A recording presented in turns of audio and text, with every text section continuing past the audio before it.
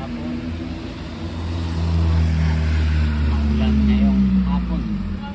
Ayan. Ang lakas ng ulan, di ba? Ayan. Tumila na nga ngayon, eh. Oh. Nag-U-turn itong isa, oh. Tapos ito yung puno, oh. Ganda. Yung ano nila nanabot. Ayan.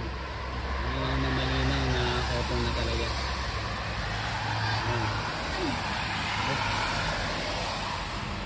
Tapos, ito yung kapitbahay natin. Ayan. Pero, Nebor. Galaw-galaw pag may time, Nebor. Ano, oh. Close up natin. Ganda sa mata, di ba? Okay, ngayon na lang muna. Bye-bye. Happy afternoon.